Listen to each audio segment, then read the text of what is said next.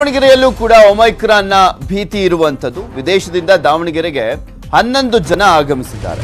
11 ಜನರ ಮೇಲೆ ತೀವ್ರ ನಿಗಾ ವಹಿಸಿದೆ ಜಿಲ್ಲಾಡಳಿತ.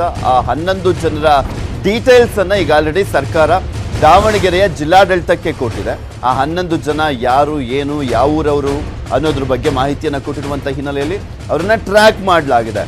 ಅದರಲ್ಲಿ ಜರ್ಮನಿಯಿಂದ ಮತ್ತೆ ಅಮೆರಿಕಾದಿಂದ ಮೂರು ಜನ ಆಗಮಿಸಿದ್ದಾರೆ. ಟೋಟಲ್ ಆಗಿ ಜರ್ಮನಿ ಮತ್ತೆ ಅಮೆರಿಕಾದಿಂದ 6 ಜನ ಬಂದಿರುವಂಥದ್ದು. ಇನ್ನು UK, ಐರ್ಲ್ಯಾಂಡ್, ದುಬೈನಿಂದ ತಲಾ ಒಬ್ಬೊಬ್ಬರು ಆಗಮಿಸಿದ್ದಾರೆ. ಟೋಟಲ್ ಆಗಿ 9 ಜನರ ಮಾಹಿತಿ ಸಿಕ್ಕಿದೆ.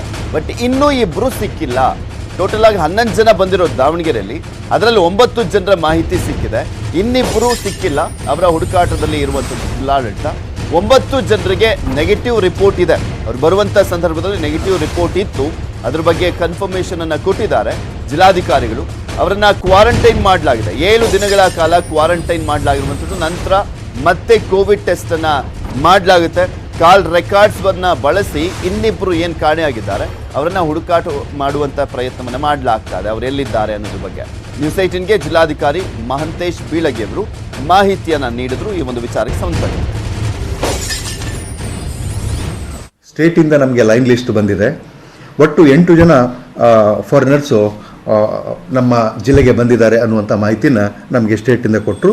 ಜರ್ಮನಿಯಿಂದ 3 ಜನ ಬಂದವರು ಪ್ಲಸ್ 8 ಜನರಲ್ಲಿ 3 ಜನ USA ಅವರು, ಒಬ್ಬರು UK, ಒಬ್ಬರು ಐರ್ಲ್ಯಾಂಡ್, ಒಬ್ಬರು ದುಬೈದವರು. ಇನ್ನಿಬ್ಬರನ್ನು ಇನ್ನೂ ಟ್ರೇಸ್ ಮಾಡೋಕ್ಕೆ ಸಾಧ್ಯ ಆಗಿಲ್ಲ. ನಾವು ಪೊಲೀಸ್ ಇಲಾಖೆಯ ಏನು ನಮ್ಮ CDR ಅನಾಲಿಸಿಸ್ ಇದೆ ಅದನ್ನು ತಗೊಳ್ಳಿಕ್ಕೆ ಹೇಳಿದ್ದೀವಿ. ತಗೊಂಡು ಅದು ಬಂದ ನಂತರ ಅವ್ರನ್ನೂ ಕೂಡ ಟ್ರೇಸ್ ಮಾಡ್ತೀವಿ. ಈ ಎಲ್ಲ ಜನ ಅಲ್ಲಿಂದ ನೆಗೆಟಿವ್ ರಿಪೋರ್ಟ್ ತೊಗೊಂಡು ಬಂದಿದ್ದಾರೆ. 11 ಜನ, ಒಟ್ಟು 11 ಜನ ವಿದೇಶದಿಂದ ಇಲ್ಲಿ ಬಂದವರು ಇದ್ದಾರೆ. ಅವ್ರನ್ನ ನಾವು ಕಾನ್ಸ್ಟೆಂಟಾಗಿ ನಿಗಾ ವಹಿಸ್ತಾ ಇದ್ದೀವಿ, ಟ್ರೇಸ್ ಮಾಡ್ತಾ ಇದ್ದೀವಿ. ಇಬ್ಬರನ್ನ ಟ್ರೇಸ್ ಮಾಡ್ತಾ ಇದ್ದೀವಿ.